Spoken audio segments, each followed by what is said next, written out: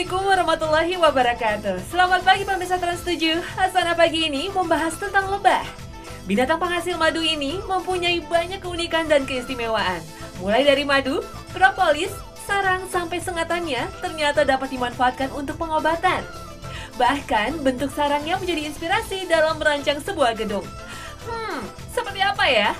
Hasanah hari ini akan membahas tentang segala sesuatu tentang lebah.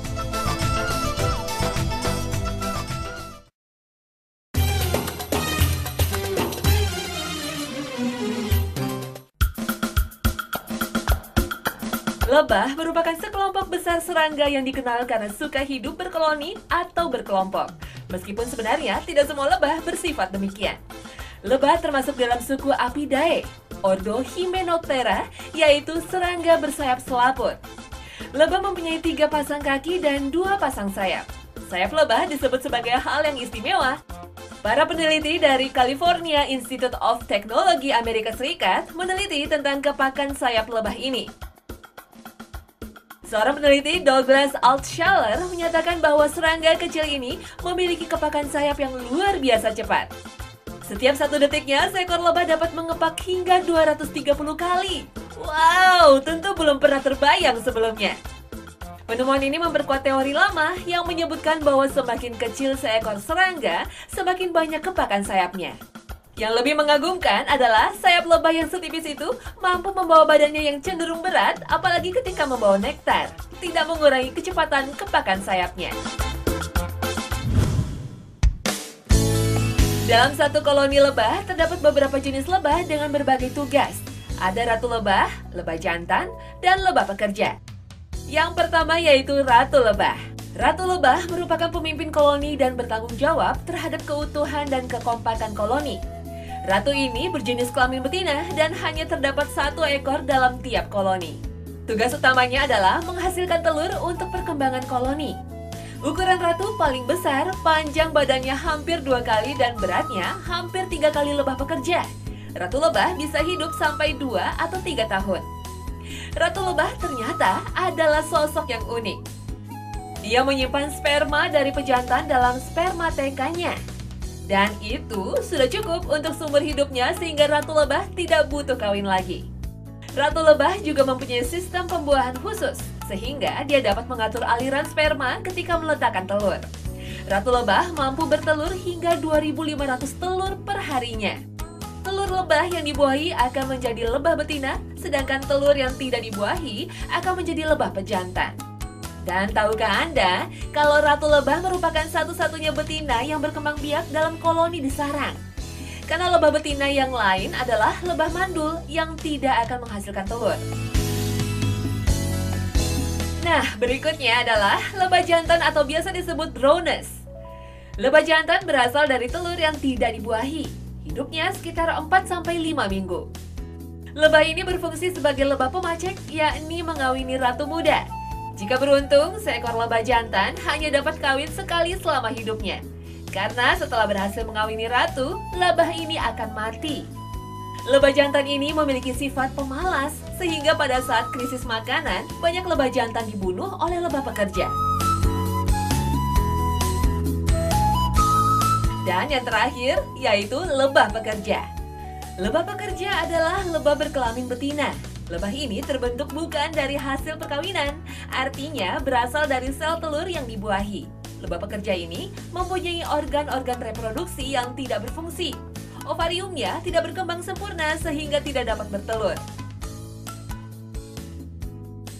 Lebah pekerja adalah kelompok yang jumlahnya paling banyak dalam koloni. Lebah pekerja bertanggung jawab atas kesejahteraan koloni, kecuali tugas reproduksi. Semua pekerjaan pada koloni lebah madu sepenuhnya dilakukan oleh lebah pekerja. Tugasnya antara lain mengumpulkan serbuk sari dan nektar. Kalau yang ini disebut lebah pengumpul atau kolektor bee. Ada juga lebah betina yang bertugas membersihkan sarang dan menjaga anak-anak lebah. Lebah ini biasa disebut nurse bee atau lebah perawat. Ada lagi yang disebut lebah pencari atau scouts bee. Ia bertugas mencari sumber-sumber polen, nektar, dan propolis yang berkualitas dan mudah dijangkau dari sarang. Dia akan menginformasikan ini ke dalam koloninya. Kecepatan terbang pada lebah pekerja mencapai 65 km per jam. Yang mengagumkan adalah bahwa lebah dapat menempuh jarak 46 km non-stop. Bayangkan saja, jarak kota Jakarta sampai Bogor mampu ditempuh tanpa berhenti oleh hewan sekecil itu. Lebah menjalani metamorfosis lengkap, artinya terdapat 4 tahap bentuk kehidupan, yang dimulai dari telur, larva, pupa, dan imago atau lebah dewasa. Telur yang menetas akan menjadi larva. Pada tahapan ini, lebah pekerja akan memberi larva makanan berupa serbuk sari, nektar, serta madu. Sebagian nektar yang dikumpul oleh lebah pekerja disimpan sebagai madu. Setelah beberapa hari, larva berganti menjadi pupa dan seterusnya menjadi anak lebah. Tahukah Anda kalau lebah kecil ini sudah ada sejak dulu? Berikut kisah sejarahnya. Lebah adalah raja segala serangga. Ia telah hidup sejak 4.500 juta tahun yang lalu. Ini terbukti dari jejak sejarah yang telah terlukis di dinding tempat ibadah orang-orang Mesir zaman kuno pada tahun 3.500 sebelum Masehi. Wajarlah jika orang-orang zaman dahulu sudah mengetahui cara lebah bekerja sama dalam membentuk sarang dan hidup disiplin dalam kelompok mereka. Manusia pada zaman dahulu tidak saja menggunakan madu sebagai makanan, tetapi juga menggunakannya sebagai obat. Pembuatan berbagai macam obat dan makanan ini sering dipakai dalam sesaji di tempat ibadah, seperti yang banyak dilakukan di Mesir kuno, Babil, dan Asyur. Dalam kitab Taurat disebutkan bahwa Mesir adalah negara penghasil madu dan susu. Bahkan di bagian atas kuburan para raja Mesir kuno ditemukan corong-corong sarang lebah yang terbuat dari tanah liat penuh dengan madu. Anehnya, madu tersebut masih utuh, walaupun sudah berumur ribuan tahun silam. Menurut kepercayaan mereka, tujuan diletakkan madu adalah agar ketika dibangkitkan setelah meninggal, mayat tersebut langsung mendapatkan madu dan memakannya. Pada zaman Mesir kuno, bila seorang pemuda ingin menikahi seorang wanita, dia harus menghadiahkan madu 1 kuali kepada wanita itu. Tentu bukan jumlah yang sedikit. Mereka meyakini bahwa madu adalah rahasia kelanggengan. Jadi kemungkinan dari sinilah pertama kali muncul istilah bulan madu pada setiap bulan pertama pasangan yang menikah.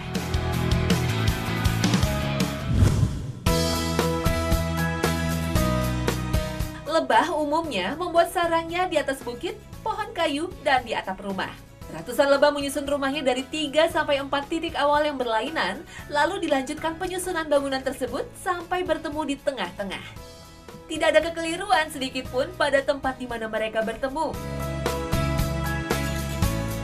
Struktur sarang mereka juga unik, karena berbentuk heksagonal atau segi 6 yang sangat beraturan. Struktur sarang lebah ini menginspirasi salah satu insinyur terkenal dari Cina bernama Ma Yansong. Ia mencoba mendesain bangunan gedung berdasarkan struktur sarang lebah. Gedung itu bernama Sinosteel International Plaza. Terletak di Tianjin, sebuah kota terbesar ketiga di Cina daratan. Gedung setinggi 358 meter ini disebut-sebut sebagai sarang lebah raksasa buatan manusia.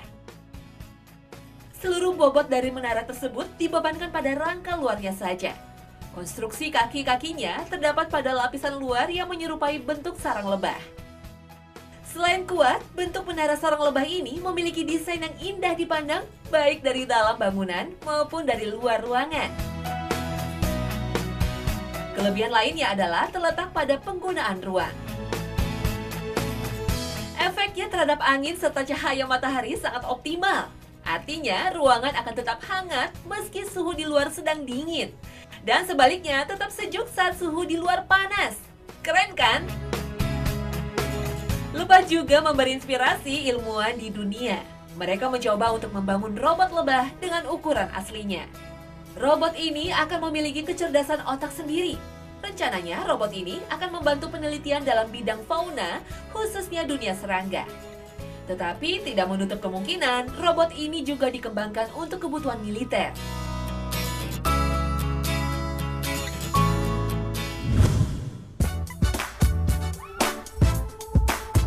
Lebah adalah salah satu hewan yang disebutkan dalam Al-Quran. Hewan ini memiliki manfaat yang sangat baik bagi manusia. Seperti yang kita tahu, lebah adalah serangga satu-satunya yang memproduksi madu. Madu adalah sumber makanan bagi koloni lebah atau tawon.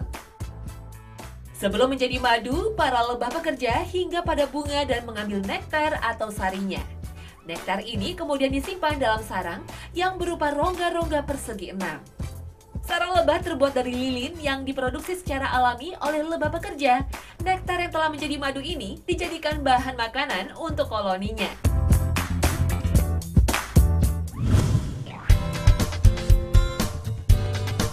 Madu adalah salah satu sumber obat alami yang disediakan alam yang telah Allah Subhanahu wa Ta'ala ciptakan. Dalam sebuah penelitian, madu memiliki berbagai kandungan zat yang bermanfaat untuk tubuh, seperti fruktosa, glukosa, dan vitamin C. Madu bisa dijadikan obat untuk berbagai penyakit seperti diabetes, luka gores atau luka bakar, juga sebagai antibiotik alami. Subhanallah, madu berupa zat yang kaya manfaat bagi manusia. Ini merupakan mukjizat yang Allah tanamkan dalam tubuh binatang ternak. Keterangan mengenai hal ini telah diulas oleh Al-Quran jauh sebelum ilmu pengetahuan modern mampu menganalisisnya.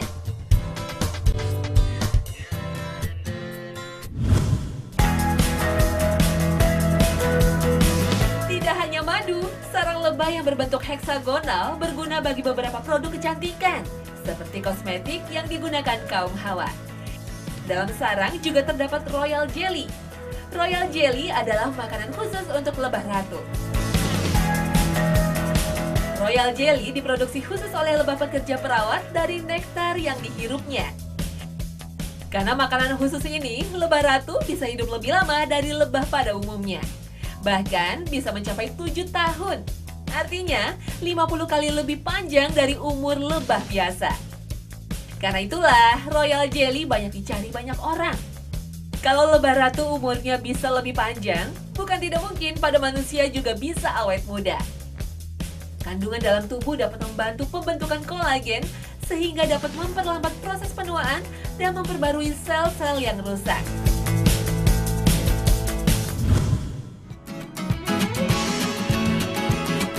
Perekat sarang atau biasa disebut propolis adalah bagian dari koloni lebah yang berfungsi untuk ketahanan sarang dan koloninya dari serangan bakteri, jamur, virus, dan mikroba lain.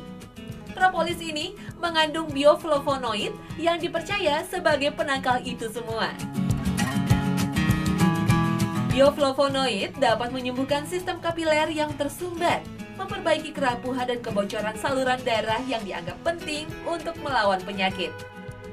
Propolis mulai dikenal untuk terapi pengobatan herbal beberapa penyakit seperti tipes, anemia, sampai jantung dan kanker.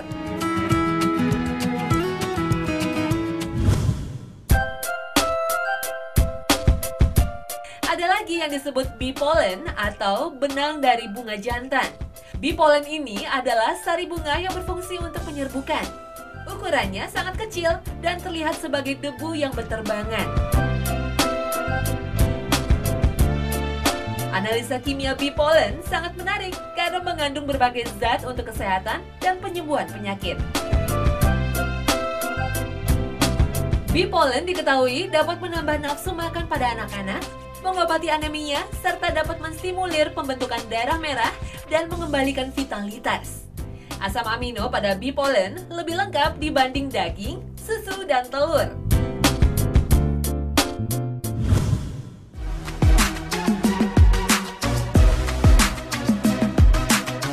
Bukan hanya itu, sekarang ini sengatan lebah ternyata juga mulai dicari banyak orang. Sengat lebah mulai dipercaya untuk metode pengobatan yang biasa disebut apipuntur atau terapi tusuk jarum dengan sengat lebah. Sengatan lebah harus dilakukan secara bertahap, karena tidak semua tubuh tahan dengan reaksi alergi akibat sengatan lebah. Terapi sengat lebah sudah lama dipraktekkan oleh masyarakat kuno. Sengat lebah yang beracun justru berkhasiat untuk mengobati peradangan dan penyakit degeneratif seperti kanker, jantung, diabetes, dan Parkinson. Dalam racun lebah terkandung sedikitnya 18 bahan aktif seperti melitin dan adolapin sebagai obat anti peradangan dan analgesik. Nah, bagi yang bermaksud menurunkan berat badan dapat mencoba cara ini. Ternyata sengatan lebah sangat efektif untuk membakar lemak. Dengan tusukan di titik saraf tertentu, sengat lebah dapat menghilangkan kelebihan lemak pada tubuh. Mungkin akan terasa sakit, tetapi pastinya tidak menimbulkan efek kimiawi. Tentunya lebih aman, bukan?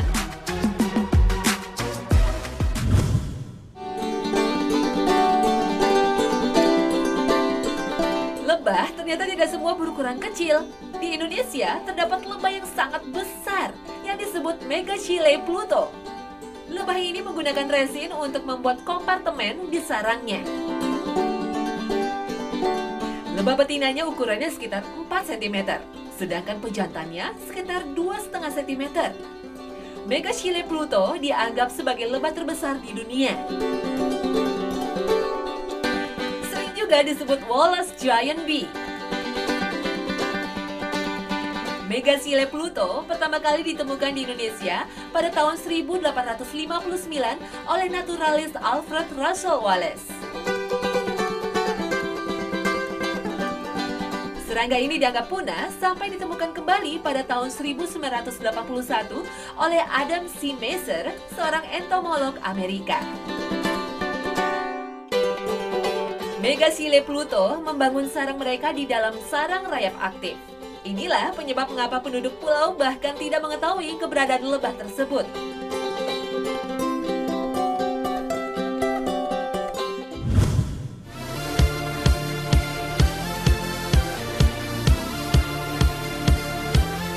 Lebah adalah satu-satunya serangga yang mendapat wahyu Allah Subhanahu wa Ta'ala. Al-Quran menempatkan secara istimewa lebah madu menjadi sebuah judul, yaitu An-Nahl, yang berarti lebah madu. Dalam salah satu ayatnya, surat An-Nahl ayat 68 hingga 69 tertulis, وَأَوْحَى رَبُّكَ إِلَى النَّحْلِ أَنِ اتَّخِذِي مِنَ الْجِبَالِ بُيُوتًا وَمِنَ الشَّجَرِ وَمِمَّا يَعْرِشُونَ ثُمَّ كُلِي مِن كُلِّ الثَّمَرَاتِ فَاسْلُكِي سُبُلَ رَبِّكِ ذُلُلًا يَخْرُجُ مِن بُطُونِهَا شَرَابٌ مُخْتَلِفٌ أَلْوَانُهُ فِيهِ شِفَاءٌ لِّلنَّاسِ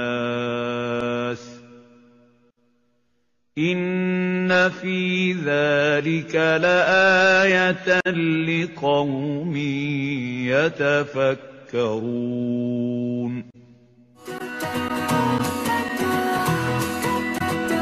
Di balik semua manfaatnya, ternyata keberadaan lebah sangat penting.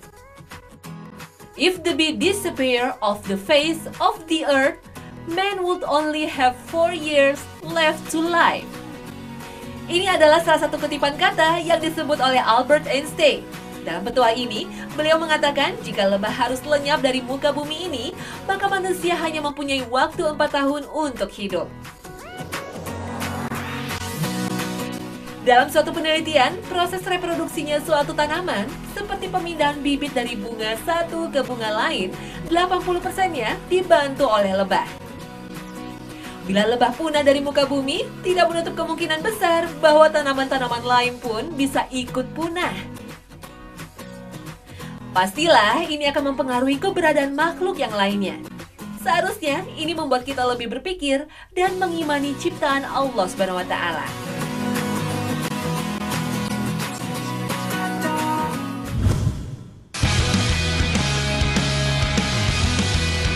Nah pemirsa Hasanah, inilah akhir kebersamaan kita dalam Hasanah Ensiklopedia Islam Dunia hari ini. Saksikan terus Hasanah, Senin hingga Jumat pukul 5 pagi waktu Indonesia Barat. Terima kasih atas perhatian Anda dan wassalamualaikum warahmatullahi wabarakatuh.